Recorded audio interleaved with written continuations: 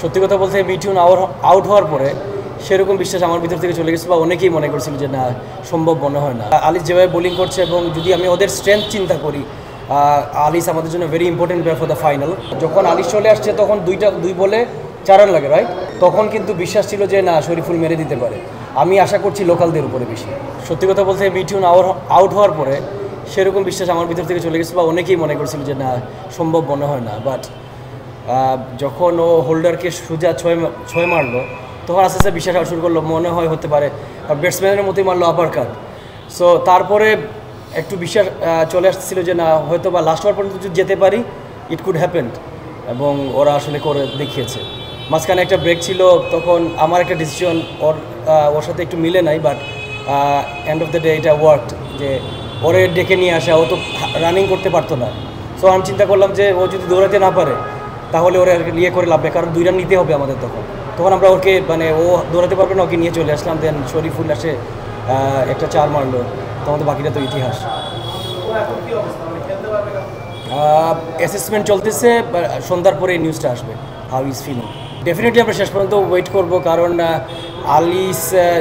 আলিস যেভাবে বোলিং করছে এবং যদি আমি ওদের স্ট্রেংথ চিন্তা করি, আলিস আমাদের জন্য very important player for the final.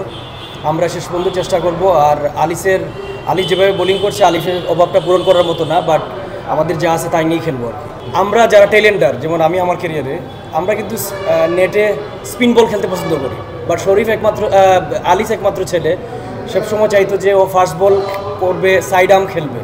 So কারণ আমার কাছে মনে হয় আমরা টেলেন্ডার যারা সবসময় ফাস্ট বলই ফেস করি, এবং ওটার জন্য প্রিপেয়ার ছিল। সো ইটস পেইড অফ না। তখন কিন্তু বিশ্বাস করা শুরু হয়েছে যে না শরীফুল একটা মেরে দিতে পারে। এবং আপনি যদি চিন্তা করেন যে আরও একটা ওভার আগে, তখন কিন্তু এত বিশ্বাস ছিল না। যখন আলিস চলে আসছে তখন দুই বলে 4 রান লাগে, রাইট? তখন কিন্তু বিশ্বাস ছিল যে না শরীফুল মেরে দিতে পারে। তখন শরীফুলের একটা 4 আমাদেরকে এগিয়ে দিয়ে এলো। না, আমি আগের ওভার দেখে আমরা কিন্তু মুশফিককে এক্সপেক্ট করছিলাম, জেসন উলারকে না। কারণ মুশফিক 3 উইকেট পেয়েছিল, আমরা এক্সপেক্ট করছিলাম যে মুশফিককে। দেখেন আমাদের তো এই পুরো টুর্নামেন্টের কম্বিনেশন কিন্তু খুব একটা ছিল না, এভাবেই আমরা খেলছি। সো এক্সেপশনাল খেলেছে বলেই আমরা এই পজিশনে এসেছি। সো আমার কাছে মনে হয় যে প্রত্যেকটা ম্যাচে কেউ না কেউ আসলে আমাদের কন্ট্রিবিউট করেছে, এবং ফেইল আসলে জিনিসটা খুবই কম ছিল আমাদের ব্যাটসম্যানদের।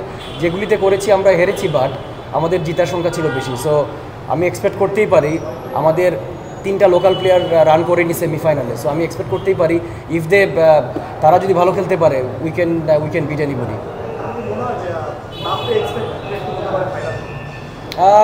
আমি চাই আমাদের লোকাল প্লেয়াররা ভালো খেলুক, বিকজ আমি আশা করি যে ইমন ভালো খেলুক, পাটওয়ারি ডিউ আছে, পাটওয়ারি ভালো খেলুক। সো আমি আসলে বিশ্বাস করি যদি লোকালটা যদি ভালো খেলে বাকিরা সাপোর্ট দিবে। সো আমি আশা করছি লোকালদের উপরে বেশি।